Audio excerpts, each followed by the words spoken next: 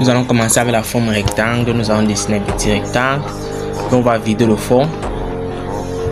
On va augmenter l'épaisseur des bordures. On va mettre ça à 4. Bon, 4 c'est un peu trop grand.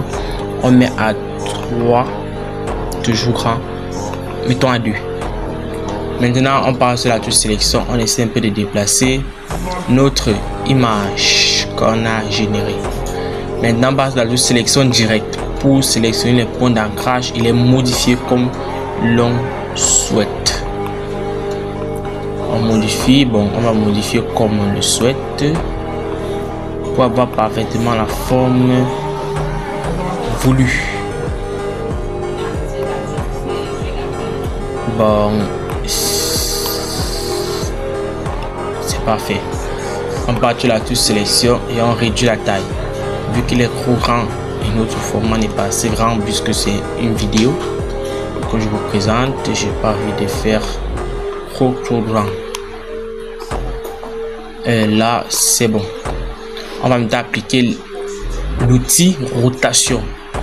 Il y a rotation et il y a rotation miroir, mais on passe sur rotation. C'est la touche R du clavier. Après on vient placer ça, on va placer maintenant le pointeur dans l'endroit où on veut. Maintenant on va placer le pointeur là sur le point d'ancrage pour avoir une rotation parfaite. Et on va mettre l'angle, bon on va exécuter ça en 25 degrés. 25 degrés c'est bon. 25 degrés et ça copie. On peut se copier pour qu'il a recopier deux fois la même image. Il recopie l'image en exécutant ce qu'on a dit, la rotation à 25 degrés.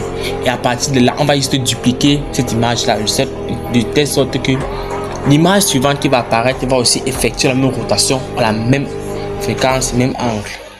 On part donc sur un CTRL D, CTRL D, CTRL D, CTRL D, CTRL D, CTRL D, CTRL D, CTRL D, CTRL D, CTRL D jusqu'à remplir notre figure.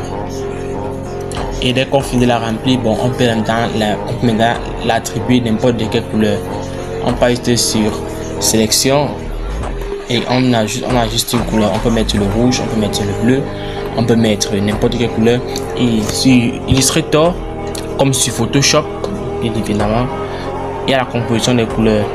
Puisque nous travaillons ici en CMYN, le cyan, magenta, jaune et noir. Donc chaque couleur a une composition bien précise de couleurs. Ça dépend de ton plan de travail. Bon, voici un modèle. Et voici ce que nous voulons réaliser au final. J'espère que tu as adoré.